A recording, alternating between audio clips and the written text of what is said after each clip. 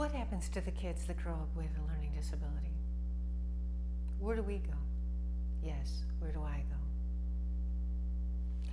I was taken out for reading, for writing, and I went to school in a time where they didn't test for learning disabilities. In adulthood, I learned that I'm dyslexic.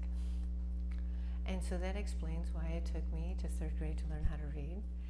That explains why math does not come easy to me, but hey, that's why calculators were invented. And so what do you do with that? Well, I get very fortunate that a mentor came into my life, and a mentor said that if you continue to focus on your weaknesses, that's exactly where you're going to stay, surrounded by your weaknesses. So if we change the story and we look at what we're good at and what we can become better at and what we can become fabulous at, that is what's going to elevate our lives. I find that a lot of people, we get stuck in our stories. I know I did. I focused on what I wasn't good at, and I kept trying and trying and trying, and nothing good comes of that. Just frustration, aggravation, and you feel unworthy. You don't understand why you're not moving forward when everyone else is. So this is my new story, and this is what I did. I started to read a lot and put different people in front of me.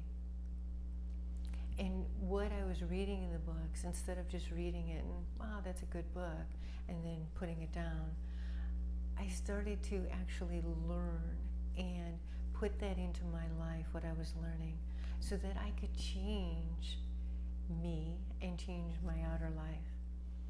We always hear, you become the 5 people that you hang around with the most. And so to choose wisely. But what if you don't have a strong circle? What if everybody around you is kind of the same? Maybe they're all struggling with their own issues.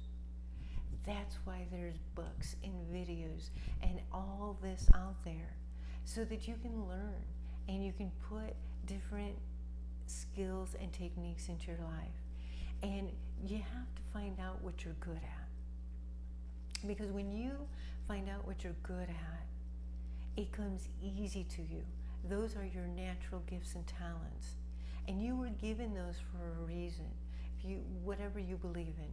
But you honestly came here with real gifts, real talents that can help you in life. So in my case, I found out that I was really good in psychology and personal growth and business. It came easy to me. So I studied that so that, yes, I was good at, but then I became better at, and then I became great at. And I learned that you can go anywhere in life. You can do anything as long as you're willing to get out of your own way. Yeah, it starts with you. Everything starts with you.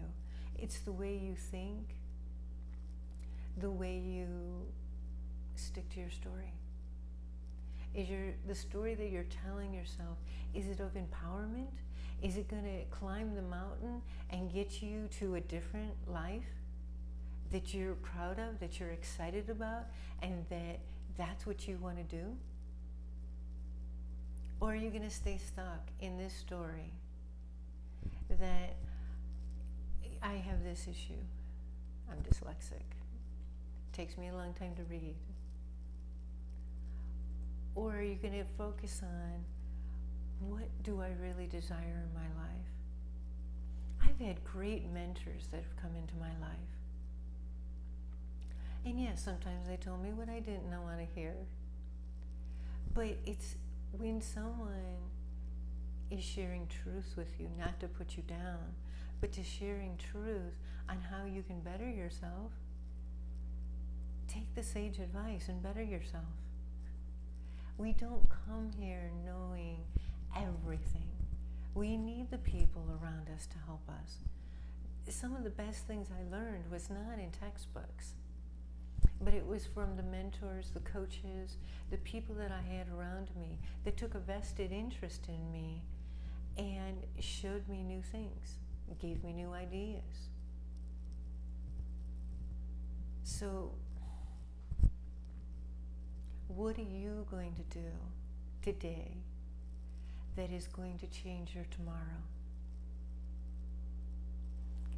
Are you willing to focus on what you're good at so you become better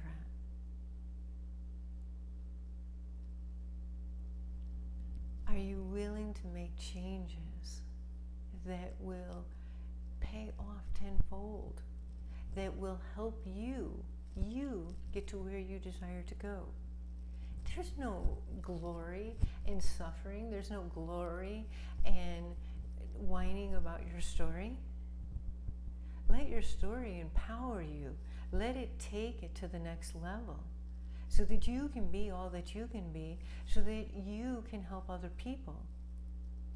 And then they can be all that they can be. That's what empowerment looks like.